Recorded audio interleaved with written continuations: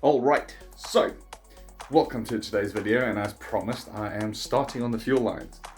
Believe me, I've not felt like wanting to do it. I just wanted to relax all Saturday long, but eventually it is Saturday afternoon. I have pulled the lines.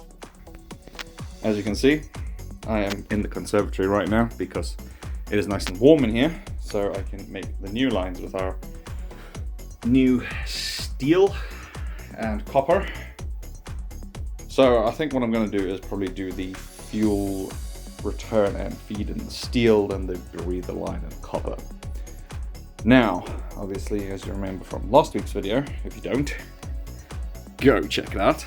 We have a leak up there and a rather sizable one over here somewhere on the return. I think it was about here. It was a lot. Like a lot of fuel that was just spraying out of that hose. It was just too much. So I also noticed now while I was underneath the car that the hose here has some burn or heat damage. Where about was it now? Oh, just somewhere underneath here. There we go. Some heat damage there. Now that's obviously happened from the exhaust, which is not ideal. So I'm going to have to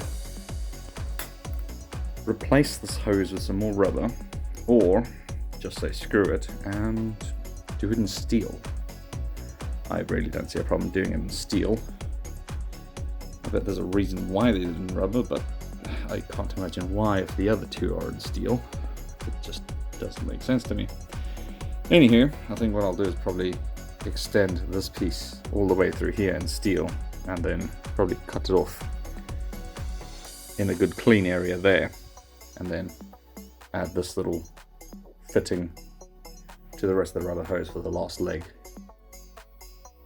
That's probably going to be my plan of attack, but in the meantime, I think I will throw you guys on a time lapse and we can try and get some fuel lines done. I'm going to separate these out and try to do it one by one. I've got a range of tools. I've got a bolt to help me bend some things if I need a slightly sharper angle. I've also got my pipe bending tool, so I've actually got accurate bends. A cloth, so if I need to use the pliers, I am not scarring or causing any sort of harsh marks in the lines. I've got a knife for any sort of cutting of that rubber line, and the brake flaring kit and cutting tool, and just a few gloves and shop towel. So generally just everything there to make lines with. Oh, I've got nothing more to say. I'm just going to get on with it and let's get on with it. Okay, so progress made. As you can see, I have bent the new line along with the old one. I just need to correct this loop a little here. I just need to move this a little back between these two marks, just so it matches the profile there, and then brings it back in line. Otherwise, everything else is just about there. And I will cut it off about here somewhere, because we're right there near the fitting. So obviously this is our perished line here, here, no, here, all the way back here. So I've gone a good long distance past it. So I'm at least making some progress with the main fuel line. That's taken me half an hour, 45 minutes to do that. So not entirely bad. I'm going to try and finish this one up now and then work on the return line, unless I've got the two main ones sorted. And then tomorrow morning I will probably start with the breather line and then go throw them in the car, and then we can start up the Supra and get it to operating temperature. So I think what I'll do is I'll carry on with this, and then once I've perfected my way of doing things, I will then throw on a time lapse for the breather pipe, and you guys can see my method. It's a complete hand bending method I've come up with to straighten it. I've got the pipe bender, which has come in handy for obviously the sharp angles, but I haven't used it for the blunt angles. The pipe is actually quite malleable enough, so I don't need to use it for those. Less, intricate angles, but like the 90 degrees and things like that, I definitely use it so I don't kink the pipe. So yeah, I'm just going to try sort out that final little loop there so it matches the rest of the pipe, and then yeah, do the ends, flare the fittings, shove them on, and I'll have a new fuel pipe. Well, I've got the first half done, which is great. It was rather straightforward. I mean, it's just a few little bends here and there, and then, follow the profile of the existing one. Now, I'm going to go ahead and just get this last bit done. It's a little more intricate bit, but it should be easy enough to do. This line bends rather nicely. It's a lot easier to bend than the steel line there. So, let's get on with it. Okay, so starting off. As you can see, I have gone ahead and put the cable ties in place just to make sure everything holds very nicely.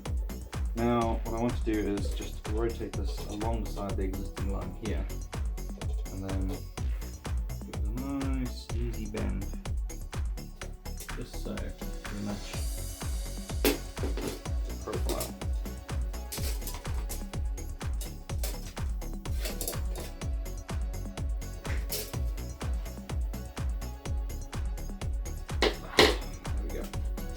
So we match the profile of the existing line.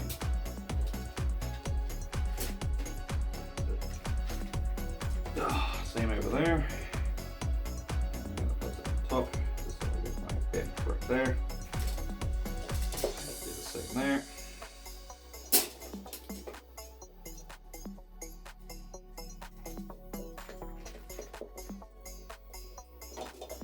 Now this one, because this is 90 degree, it's going to be a little tricky. I'm going to have to use the bending tool.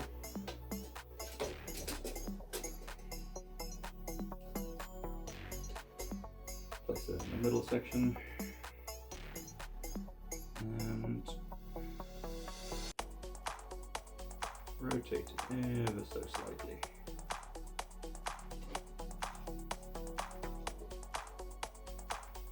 So the 0 matches up with the 90 to give us a 90 degree bend. Simple as. Now we actually have a nice clean bend there. Now I'm going to add another zip tie, as soon as I can find them, up here, so there isn't much deviation in the shape of the pipe. Go ahead, give that a bend, bring her up the side, match the initial bend, and the secondary bend up there.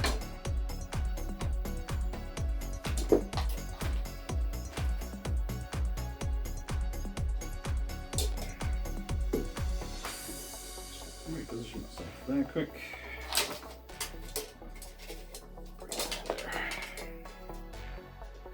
There we go. Now at least I'm matching the profile a little more accurately. And for some weird reason it seems to bend back in and then up again, so we will follow that.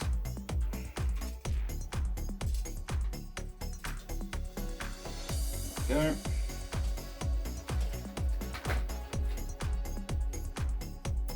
Next up tie there.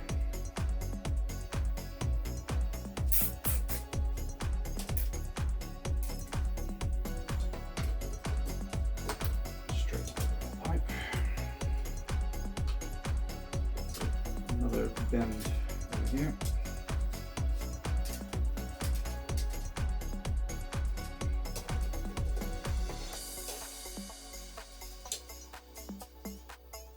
There we go.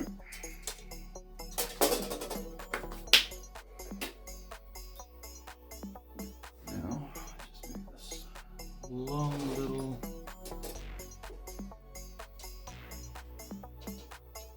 now. I want this to match in the same spot, so grab it there, bend it across,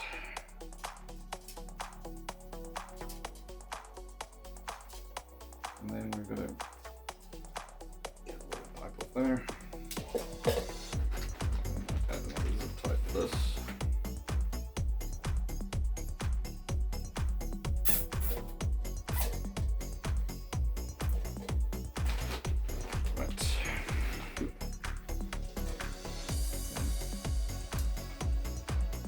Down ever so nicely. Straighten that to the profile. Works.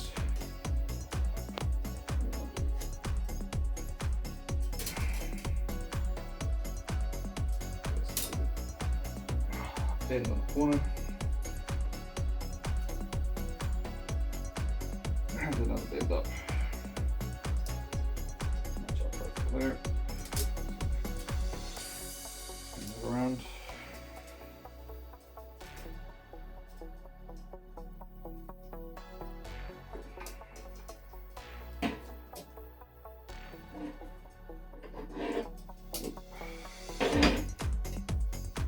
So I'm constantly switching the line around the existing one just so I can try and see from multiple angles whether I'm bending it to the right spot. Obviously I'm never going to get this 100% accurate, I know that, but you know, buying the line and bending it myself is a lot cheaper than, if I remember correctly, a few hundred, the new ones, OEM Toyota ones. And one day when I build the Supra, I won't be using the OEM lines anyway, because it probably won't flow enough fuel. So, nah, I'm not going to spend the money on AM lines now when I have to do them much later. Plus, I don't exactly know what route or length or anything I'll use then, so I don't want to waste the money to get AM lines now. So, this is going to be a good, cheap alternative for the meantime, and it's the right spec, so hardly worried about these becoming as badly rusted as the OEMs in about the next 5 years or so. Right.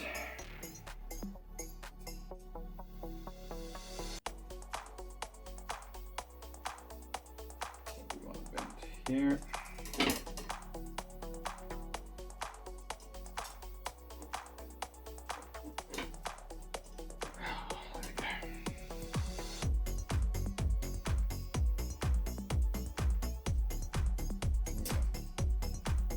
Wood.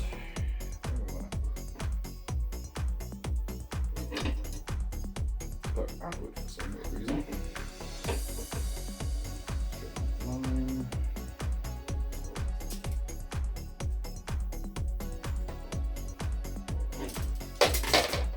Next, cable tie.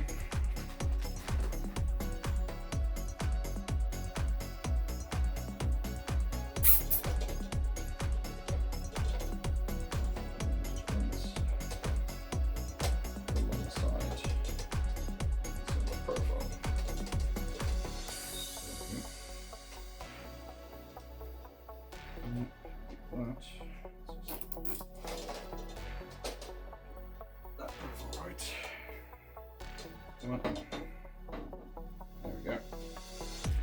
Then let me do a bend here.